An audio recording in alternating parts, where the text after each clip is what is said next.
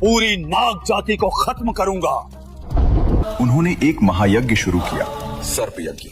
ये यज्ञ कोई साधारण यज्ञ नहीं था। इसमें मंत्र पढ़े जाते थे और हर मंत्र के साथ एक नाग का नाम लिया जाता था और वो नाग चाहे कहीं भी हो खिंचता चला आता था सीधे उस धधकती अग्नि में। मंत्र शुरू हुए, आग धधकने लगी और नाग एक एक करके उस अग्नि में गिरने लगे। छोटे नाग, बड़े नाग, बूढ़े, बच्चे, माताएं, सब।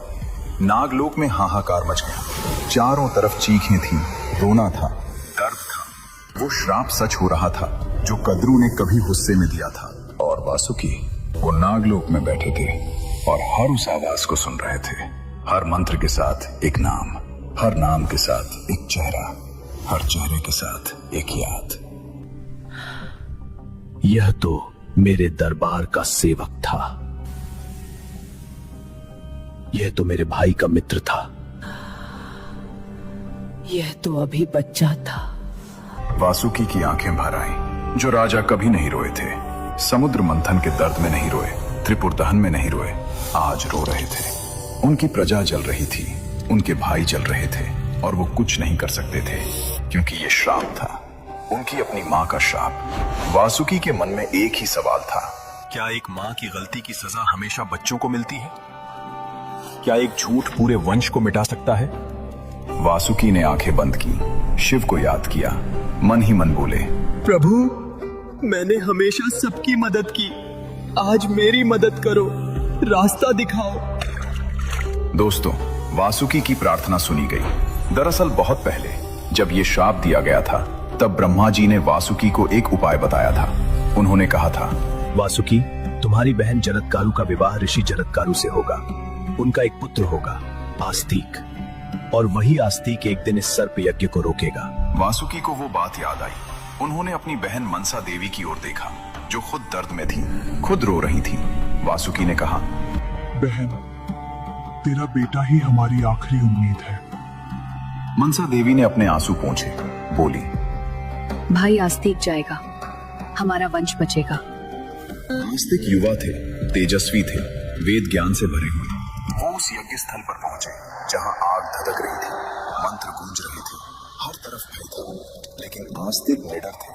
उन्होंने वहां वेदों का इतना सुंदर पाठ किया, इतने गहरे ज्ञान की बातें की कि राजा जन्मेजय स्तब्ध रह गए। जन्मेजय ने खुश होकर कहा, मांगो, जो चाहो मांगो। आस्तिक ने एक पल भी नहीं लिया, बोले, राजन, यह यज्ञ रोक दीजिए। जन्मेजय के मन में द्वंद्व हुआ, लेकिन वचन दे चुके थे, वचन से पीछे नहीं हट सकते थे। यज्ञ रुक गया, नाग जाति बच गई। नागलोक में उत्सव हुआ, आंसू और खुशी दोनों एक साथ। और वासुकी वो झुककर आस्तिक के पैरों में गिर गए, बोले, तुमने आज मेरे पूरे वंश को जीवन दिया, मैं तुम्हारा ऋणी हूं। एक राजा का सबसे बड़ा धर्म यही था, अपनी प्रजा को बचाना, और वासुकी ने वो धर्म निभाया। दोस्तों, वासुकी की महानता का सबसे बड़ा प्रमाण मिलता है भगवद गीता में। कुरुक्षेत्र के युद्ध क्षेत्र में जब अर्जुन टूट गए थे, जब उनके हाथ से गांडीव छूट रहा था, तब भगवान कृष्ण ने अपना विराट स्वरूप दिखाया और कहा, मैं सब में हूँ, देवताओं में इंद्र हूँ, नदियों में गंगा हूँ, मासों में मार्गशीर्ष हूँ, और सर्पों में मैं वासुकी हूँ। गीता का 10वां अध्याय, विभूति योग। जब भगवान ने खुद कहा, सर्पों में मैं वासुकी हूँ, इससे बड़ा सम्मान, इससे बड़ा प्रमाण और क्या हो सकता है। आज भी हर साल श्रावण मास में नाग पंचमी मनाई जाती है। उस दिन नागों की पूजा होती है, दूध चढ़ाया जाता है। ये पूजा किस लिए?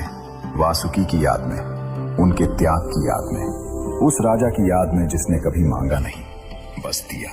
और हर शिवलिंग पर जो नाग लिखता है वो वासुकी है।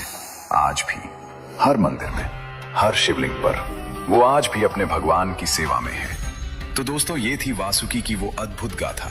वो नाग जिसने तपस्या से शिव को पाया, वो राजा जिसने खुद को रस्सी बनने दिया ताकि अमृत निकले, वो भक्त जिसने हलाहल के दर्द में भी अपने भगवान को थामे रखा, वो रक्षक जिसने अपनी पूरी प्रजा को बचाने के लिए रास्ता निकाला, और वो महान आत्मा जिसके बारे में खुद भगवान कृष्ण ने कहा, सर्पों में मैं वासुकी हूँ।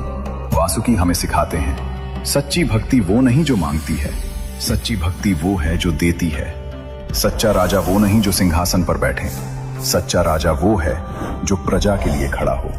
और सच्चा प्रेम वो नहीं जो दिखावे में हो, सच्चा प्रेम वो है जो दर्द में भी साथ ना छोड़े।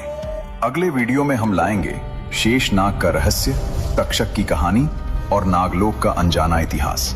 अगर इस कहानी ने आपके मन को छुआ हो तो लाइक जरूर करें, कमेंट में लिखें जय नागराज वासुकी और बताएं कि आपको वासुकी की कौन सी बात सबसे ज्यादा पसंद आई। चैनल को सब्सक्राइब करें और बेल आइकन दबाएं ताकि कोई कहानी छूटे नहीं। अगले वीडियो में मिलते हैं एक और रहस्यमय यात्रा के साथ। तब तक के लिए जय महादेव, जय नागराज।